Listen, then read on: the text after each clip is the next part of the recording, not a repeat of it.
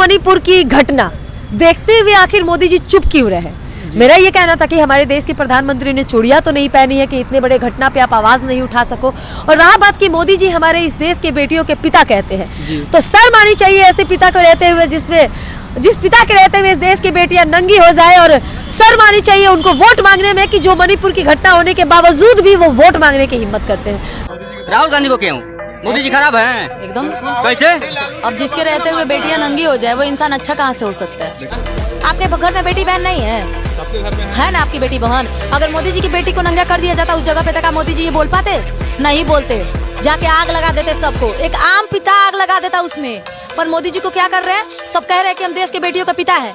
ऐसे नामर्द पिता को शर्म आनी चाहिए जिसके रहते हुए इस देश की बेटियां नंगी हो जाए।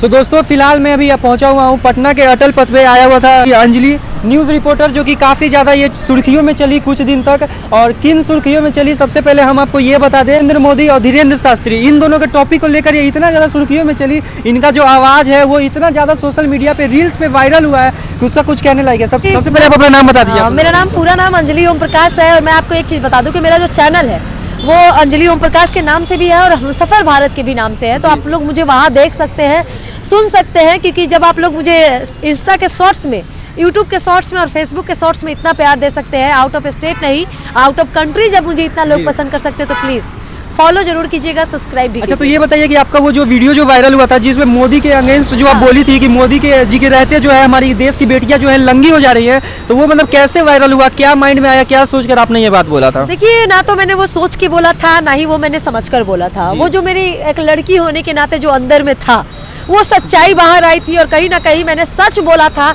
और सच लोगों को पसंद आती है। सच को आप दबा सकते हो लेकिन उसको आप हमेशा के लिए छुपा नहीं सकते हो। तो दिस इज द फैक्ट कि मेरी जो सच्चाई थी वो सामने आई, दुनिया तक मैं लेके आई। और कहीं ना कहीं वो जो सच्चाई थी वो मणिपुर की घटना पे थी। अच्छा, तो ये धीरेन्द्र शास्त्री के ऊपर आपने क्या बोला था? ये धीरेन्द्र शास्त्री वाला जो टॉपिक था वो भी वायरल। अरे धीरेन्द्र शास्त्री ने जब हम लड़कियों को खाली प्लॉट बोल दिया था ना, तो उसी बयान पे मैंने बोला खाली प्लॉट बोल दिया, खाली प्लॉट बोला था। तो उसमें बयान दिया था हम लोगों ने कि कोई भी बाबा हो, कोई भी हो, धर्म के नाम पे आखिर बाबा लोगों के निकालने के पर्ची निकाले गए से कोई भी भक्त अमीर नहीं बनता है। लेकिन भक्तों के चढ़ाया गया चढ़ावे से बाबा जरूर अमीर बन जाते हैं।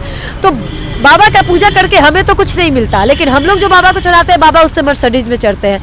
तो आप देख सकते हैं कि बाबा हमारे लिए क्या कर रहे हैं और हम लोग अंधभक्ति के चक्कर में बाबा के लिए क्या कर रहे हैं। तो हम लोग बस अंधभक्तों की आंख खोलने की कोशिश कर रहे थे और कुछ नहीं। हालांकि लोगों ने इस बात को बहुत पसंद भी किया, बहुत लोगों ने विरोध भी किया, लेकिन यकीन मानिए मैं अपनी जगह सही। अच्छा, मणिपुर में जो घटना हुआ था, जो बेटिया को, हमारे देश की बेटिया को नंगी कर दिया गया, उस टॉपिक पे आपने बोला था, वो आपका जो वर्ड है, वो जो आपका बातें थी, वो सोशल मीडिया पे कई ज्यादा मतलब वायरल में चला। बिल्कुल, तो मतलब कि वो जो जिस वे में आपने बोला था, क्या उस वे में आप अभी बोल सकती हैं एक बार फिर? हालांकि वो होता है कि एक सिचुएशन होता है, जब मुझसे पूछा गया मैंने बोला। लेकिन एक बात मैंने बोला था, मुझे आज भी याद है, कि मणिपुर की घटना देखते हुए आखिर मोदी जी चुप क्यों रहे।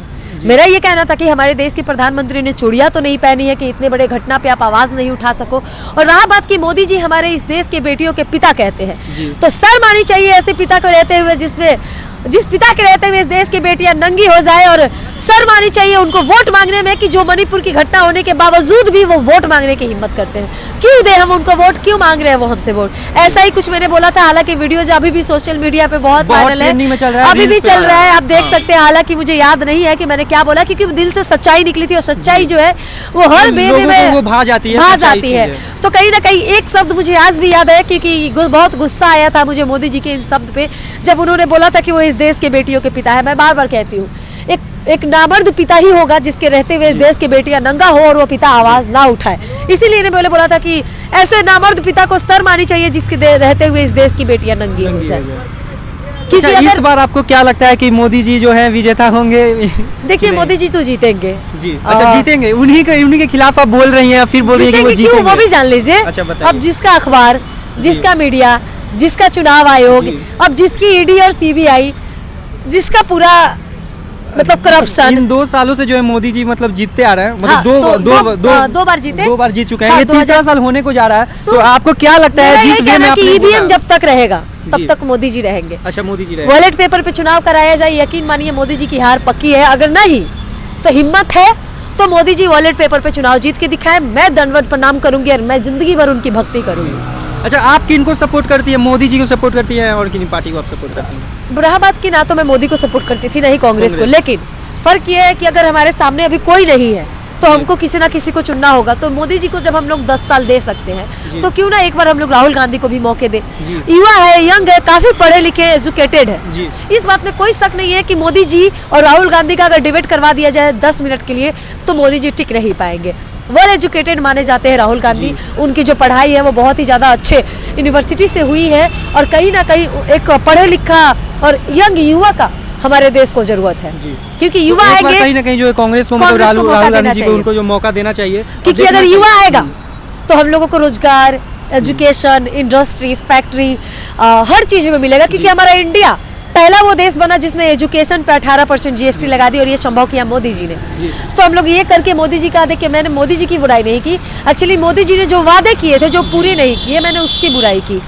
क्योंकि बीजेपी की सरकार में बेटियों की सुरक्षा की बात कही गई थी, लेकिन जहां पर बीजेपी की सरकार थी मणिपुर में, वहां पे मुख्यमंत्री भी जो है वो बीजेपी की ही है। उस घटना में क्या हुआ क्या नहीं हुआ कुछ पता ही नहीं चला, कहाँ खो गया, वो उस घटना को दब गया, अरे कुछ वो पता केस नहीं चला। इसलिए दब गया ना क्योंकि एट अ टाइम मणिपुर की घटना होती है और उसको छुपाने के लिए पाकिस्तान से सीमा हैदर को इंडिया लाया जाता है। और जितनी नेशनल मीडिया है वो मणिपुर के भूल जाती है और सीमा हैदर पे चढ़ जाती है, सीमा हैदर पे उनके बाथरूम तक घुस जाती है। तो कहीं ना कहीं यही वजह था कि मोदी जी चूड़ियां पहन लिए हैं, शायद ऐसे नामर्द प्रधानमंत्री। दोस्तों देखिए, हमारा अंजलि ओम प्रकाश जी का इंटरव्यू मैंने इसलिए लिया क्योंकि इन्होंने मोदी जी के ऊपर कुछ ऐसे बयान दिए थे, कुछ ऐसे बातें बोले थे पब्लिक में, पब्लिक ओपिनियन के बीचों में, कि इनका वो जो वर्ड्स था वो काफी ज्यादा मतलब सोशल मीडिया पे वायरल हुआ, जिसकी वजह से हम जो सोचे कि चलिए एक बार इनसे पूछा जाए कि क्या राय विचार है, आपने ऐसा क्यों बोला, क्यों नहीं बोला। शायद हजारों मिलियन चले होंगे और मेरा भी एक इंस्टाग्राम आईडी है और वो अंजलि ओम प्रकाश करके ही है। आप लोग प्लीज फॉलो कीजिए और कहीं ना कहीं हम लोग इंस्टा आईडी बता दीजिए। मेरा इंस्टा आईडी अंजलि ओम प्रकाश है, यूट्यूब चैनल हमसफर भारत और अंजलि ओम प्रकाश के ही नाम से है। तो प्लीज सपोर्ट, प्यार और साथ जरूर दीजिए क्योंकि सच के लिए आवाज उठाना गलत नहीं है। जिसको लगता है मैं गलत हूँ